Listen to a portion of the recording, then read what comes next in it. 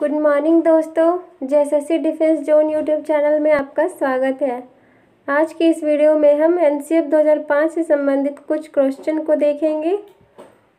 ये क्वेश्चन पिछले वर्ष पूछे गए हैं। इससे पहले अगर आप हमारे चैनल पर नए हैं तो सब्सक्राइब कर दीजिए, बेल आइकन प्रेस कर दीजिए ताकि हम जो भी वीडियो बनाएं उसकी नोटिफिकेशन आपको मिलता रहे। तो आइए शुरू करते हैं। फर्स्ट क्वेश्चन है, बच्चों को अधिगम की निस्सहायता का कारण क्या है? बच्चों में जो अधिगम होता है उसकी निस्सहायता क्या है? ऑप्शन ए, वे सफल नहीं हो सकते इस व्यवहार को अर्जित करना। कक्षा की गतिविधियों के प्रति कठोर रवैया। ऑप्शन सी है, अपने माता पिता की उम्मीदों के साथ सामंजस्य न कर पाना। अध्ययन को गंभीरता से नहीं लेने का नैतिक निर्णय। तो बच्चों में जो अधिगम होता है और वे उसे सीखने में रुचि नहीं दिखाते, खुद को असहाय पाते हैं, उसका कारण है ऑप्शन ए, सफल नहीं हो सकते इस व्यवहार को अर्जित करना। यदि वे परीक्षा में असफल होते हैं या किसी कार्य को नहीं कर पाते हैं कक्ष में, तो स्वयं को वे असहाय महसूस करते हैं और उनमें ये भावना जाती है कि वे उस चीज़ को नहीं कर सकते हैं, इसलिए वे सफल नहीं हो सकते इस व्यवहार को अर्जित करना इसका राइट आंसर होगा। नेक्स्ट क्वेश्चन है, शिक्षा का अधिकार अधिनियम 2009 के अनुसार विशेष आवश्यकता वाले बच्चों को पढ़ना चाहिए। शिक्षा का अधिकार अधिनियम जो 2009 में लाया गया था और 2010 में लागू हुआ था के अनुसार विशेष आवश्यकता वाले बच्चों को पढ़ना चाहिए। जो स्पेशल चाइल्ड होते हैं उसके बारे में पूछा गया है। ऑप्शन ए है, समावेशी शिक्षा व्यवस्था में इस प्रावधान के साथ कि उनकी व्यक्तिगत आवश्यकताओं की पूर्ति की जा सकेगी। ऑप्शन बी है, व्यावसायिक प्रशिक्षण केंद्रों में जो उन्हें जीवन कौशलों के लिए तैयार करेंगे। ऑप्शन सी है, घर पर माता पिता और देखभाल करने वालों के साथ जो उन्हें आवश्यक सहायता उपलब्ध कराए। या ऑप्शन डी, खास तौर पर उन्हीं के लिए बनाए गए विशेष विद्यालयों में। तो शिक्षा का अधिकार अधिनियम जो 2009 में लाया गया था उसमें विशेष आवश्यकता वाले बच्चों के बारे में कहा गया था कि उन्हें अन्य सामान्य बच्चों, सृजनशील बच्चों, प्रतिभाशाली बच्चों सभी के साथ शिक्षा दी जानी चाहिए, यानी सबको सामूहिक रूप से शिक्षा प्रदान करनी चाहिए। उसी को समावेशी शिक्षा कहा गया है। तो इसका राइट आंसर हो जाएगा ऑप्शन ए।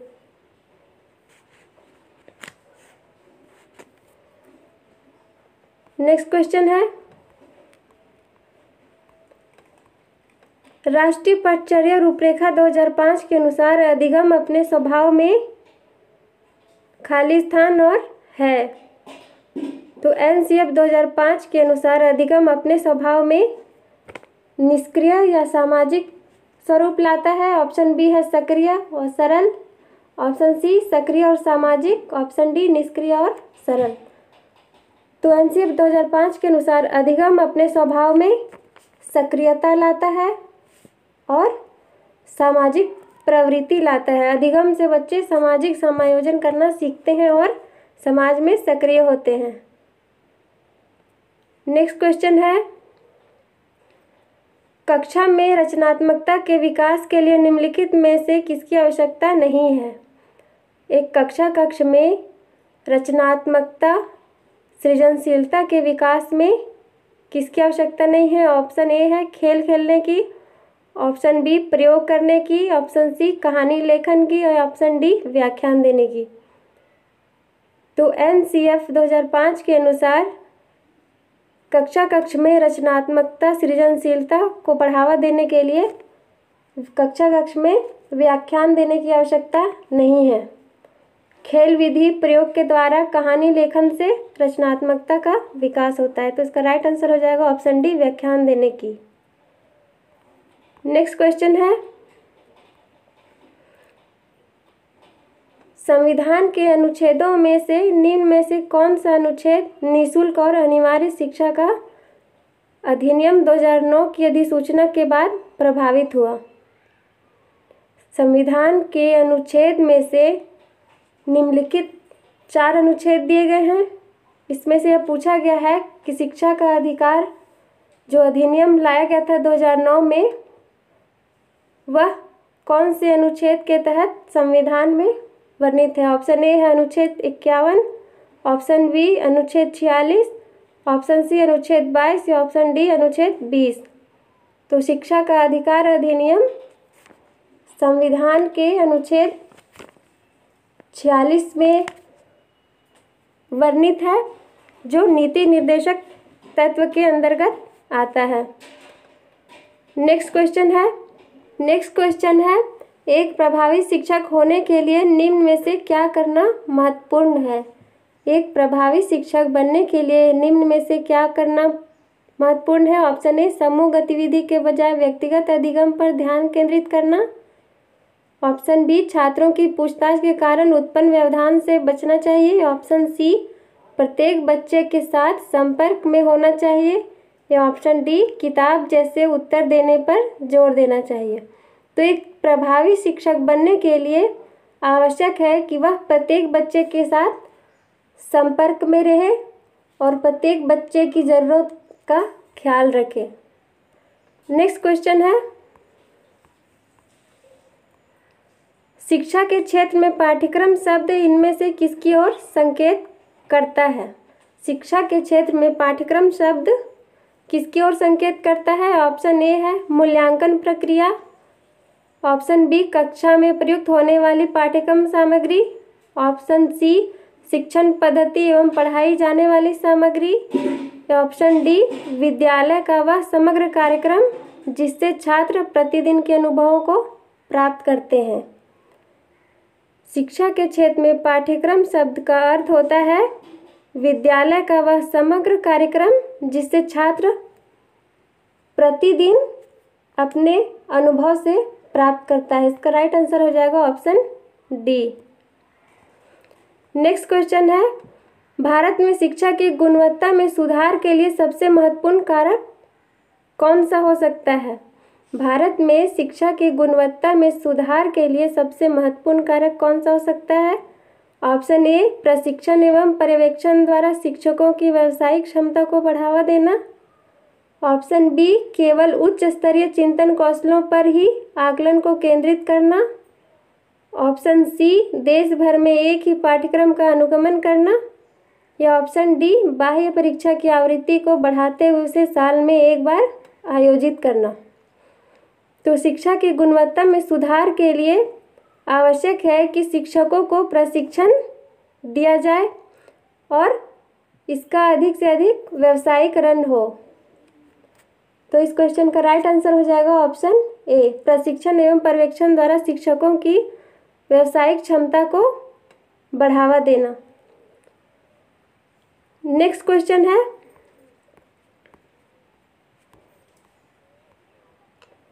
एनसीएफ 2005 के अनुसार बाल केंद्रित शिक्षा शास्त्र में शिक्षा को किस प्रकार नियोजित करने की आवश्यकता है? एनसीएफ 2005 के अनुसार बाल केंद्रित शिक्षा शास्त्र में शिक्षा को किस प्रकार नियोजित करने की आवश्यकता है? ऑप्शन ए है अभिरुचियों के अनुरूप, ऑप्शन बी आर्थिक स्तर के अनुरूप, ऑप्शन सी सामाजिक स्तर के अनुरूप, या ऑप्शन डी शारीरिक स्तर के अनुरूप।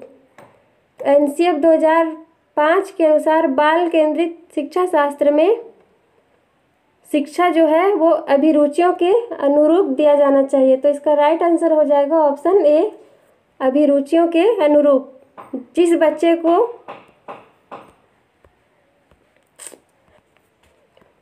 नेक्स्ट क्वेश्चन है एनसीएफ 2005 के अनुसार शारीरिक असुविधा का सामान्य स्रोत नहीं है। एनसीएफ 2005 के अनुसार शारीरिक असुविधा का सामान्य स्रोत क्या नहीं है? ऑप्शन ए स्कूल पहुंचने के लिए छोटे बच्चों को दूर तक पैदल चलना, ऑप्शन बी घटिया फर्नीचर जो बच्चों की पीठ को पर्याप्त टेक नहीं देता, ऑप्शन सी शारीरिक दंड या तकलीफ देह मुद्रा में खड़े रखना, ऑप्शन डी लड़कियों के लिए शौचालयों व सफाई प्रबंधनों की व्यवस्था करना।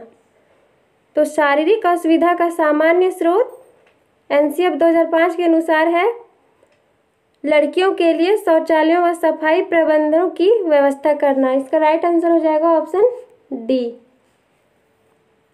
नेक्स्ट क्वेश्चन है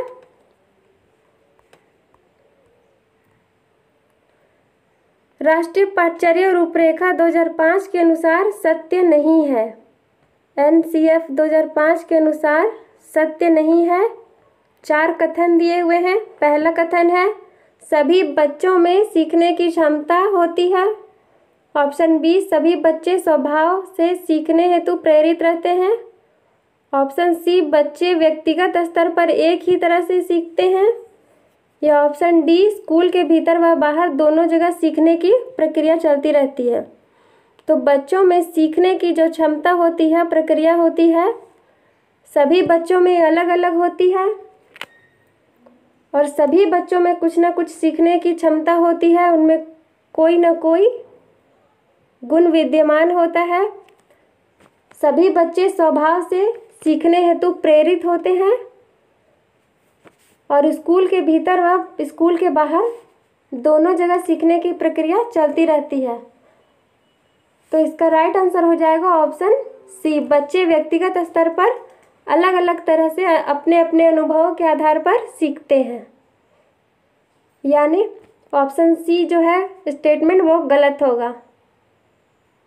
नेक्स्ट क्वेश्चन है राष्ट्रीय पाठ्यचर्या रूपरेखा 2005 के अनुसार कक्षा में शिक्षक की भूमिका क्या होनी चाहिए। राष्ट्रीय पाठ्यचर्या रूपरेखा 2005 के अनुसार कक्षा में शिक्षक की भूमिका कैसी होनी चाहिए। ऑप्शन ए एक उत्प्रेरक के रूप में, ऑप्शन बी एक आदेशक के रूप में, ऑप्शन सी एक नेता के रूप में, ऑप्शन डी इनमें से कोई नहीं।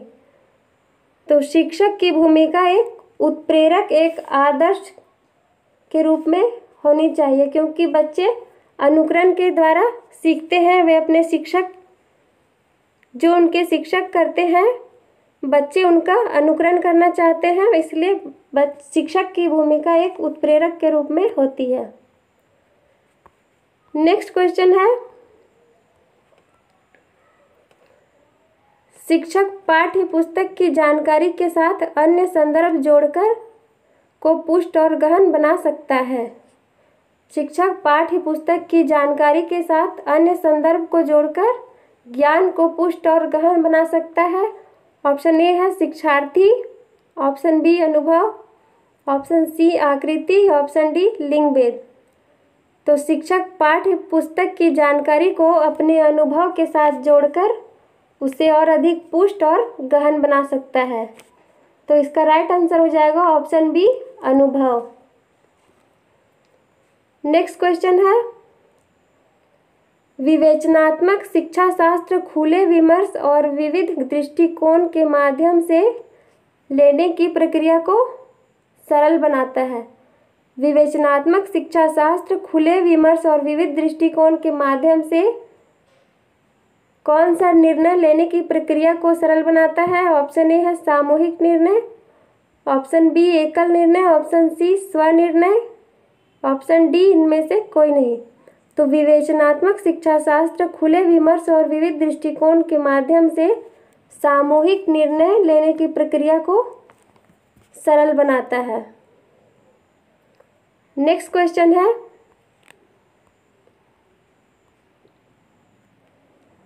एनसीएफ 2005 के अनुसार प्राथमिक स्तर पर भाषा का माध्यम क्या होना चाहिए। एनसीएफ 2005 के अनुसार प्राथमिक स्तर पर भाषा का माध्यम ऑप्शन ए अंग्रेजी होना चाहिए, option B Hindi, option C मातृभाषा या ऑप्शन डी संस्कृत होना चाहिए। तो एनसीएफ 2005 नेशनल करिकुलम फ्रेमवर्क के अनुसार प्राथमिक स्तर पर बच्चों के लिए शिक्षा का माध्यम मातृभाषा होना चाहिए। नेक्स्ट क्वेश्चन है राष्ट्रीय पाठ्यचर्या रूपरेखा 2005 के अनुसार बच्चों के आकलन का सही तरीका क्या है। एनसीएफ 2005 के अनुसार बच्चों में जो अधिगम होता है उसका आकलन किस प्रकार करना चाहिए एक शिक्षक को। ऑप्शन ए है वार्षिक परीक्षाएं लेकर, ऑप्शन बी दैनिक गतिविधियों के द्वारा, ऑप्शन सी अर्धवार्षिक परीक्षाएं लेकर, या ऑप्शन डी इनमें से कोई नहीं। तो बच्चों के सीखने का आकलन शिक्षक के द्वारा दैनिक गतिविधियों के द्वारा की जानी चाहिए। वे दैनिक गतिविधियों का आकलन प्रत्येक बच्चे का करके उनके सीखने का स्तर, अधिगम स्तर और आवश्यकताएं जान सकते हैं। तो इसका राइट आंसर हो जाएगा ऑप्शन बी।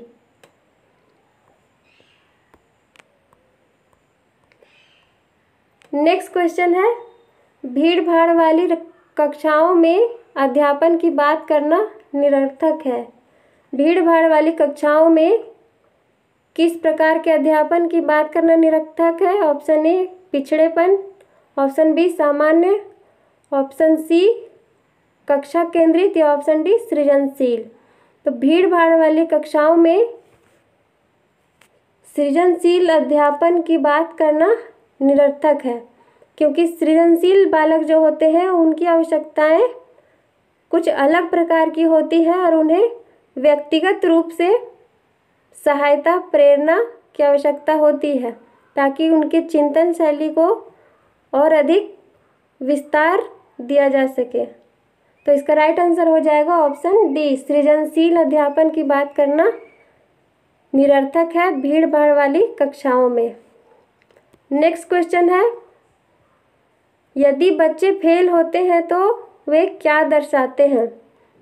यदि बच्चे फेल होते हैं तो वे क्या दर्शाते हैं। ऑप्शन ए है अपनी असफलता को, ऑप्शन बी स्कूल की असफलता को, ऑप्शन सी समाज की असफलता को,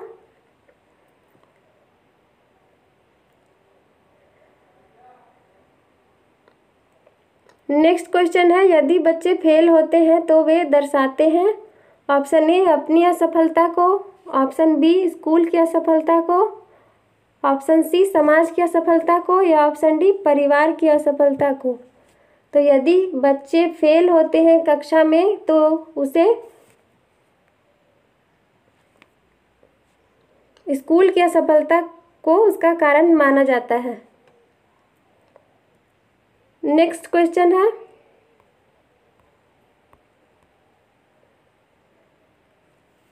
नेक्स्ट क्वेश्चन है एनसीएफ 2005 के अनुसार गणित शिक्षण का लक्ष्य क्या होना चाहिए। एनसीएफ 2005 के अनुसार गणित शिक्षण का लक्ष्य होना चाहिए। ऑप्शन ए तार्किक ढंग से सोचना, ऑप्शन बी अमूर्त चिंतन का निर्माण करना, ऑप्शन सी संचालित करने की योग्यता का विकास करना। संचालित करने की योग्यता का अर्थ है नेतृत्व करने की योग्यता का विकास करना। ऑप्शन डी उपरोक्त सभी। तो इसका राइट आंसर हो जाएगा ऑप्शन डी। एनसीएफ 2005 के अनुसार तार्किक ढंग से सोचना, अमूर्त चिंतन को बढ़ावा देना और संचालित करने की योग्यता का विकास करना तीनों शिक्षण का लक्ष्य है। नेक्स्ट क्वेश्चन है, खाली स्थान की चिंताओं के प्रति जागरूकता को संपूर्ण स्कूली पाठचर्या में व्याप्त होना चाहिए।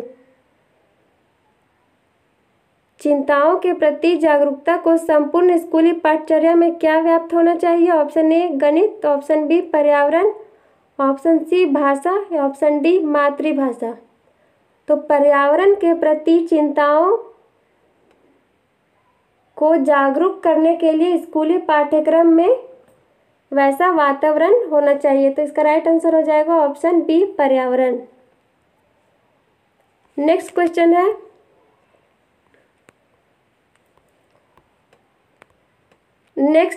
है,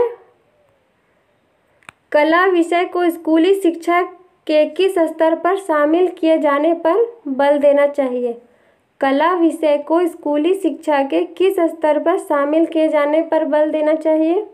ऑप्शन ए है पूर्व प्राथमिक, ऑप्शन बी प्राथमिक, ऑप्शन सी उच्च प्राथमिक, या ऑप्शन डी इनमें से सभी स्तरों पर।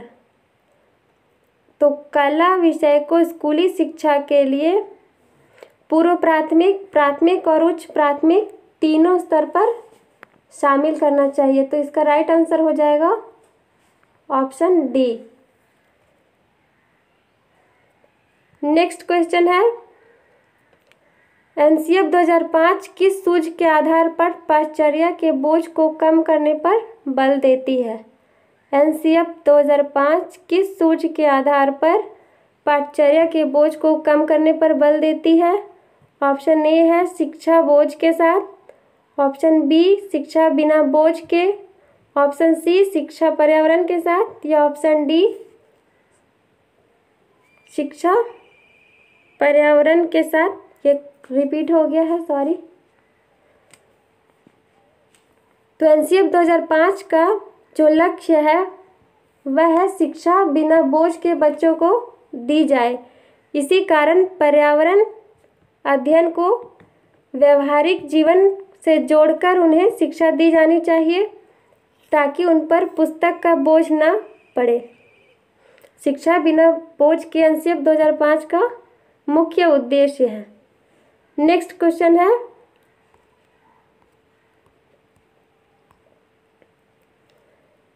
एनसीएफ 2005 के अनुसार त्रुटियां महत्वपूर्ण है क्योंकि एनसीएफ 2005 के अनुसार त्रुटियां महत्वपूर्ण है क्यों?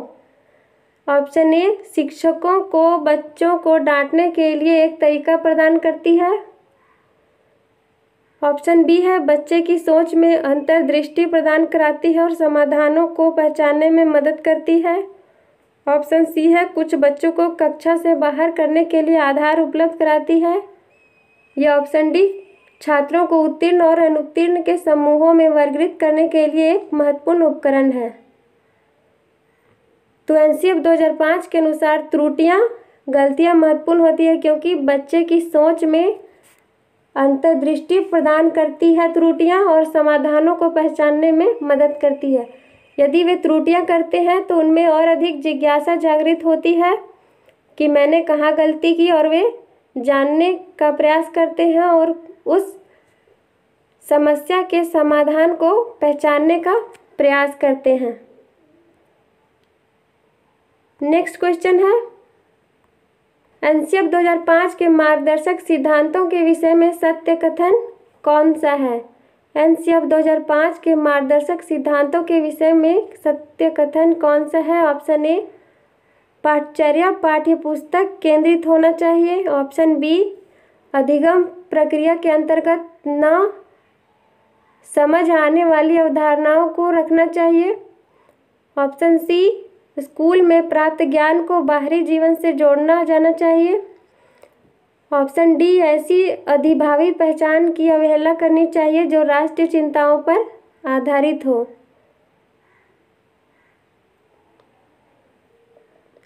तो इसका राइट आंसर हो जाएगा ऑप्शन सी।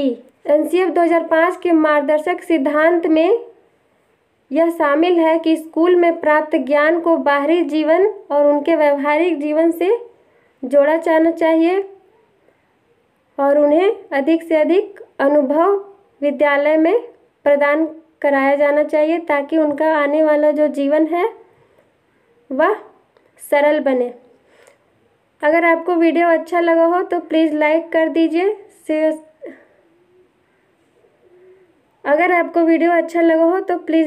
दीजिए। चैनल को सब्सक्राइब कर दीजिए और बेल आइकन प्रेस करना ना भूलें। Thanks for watching.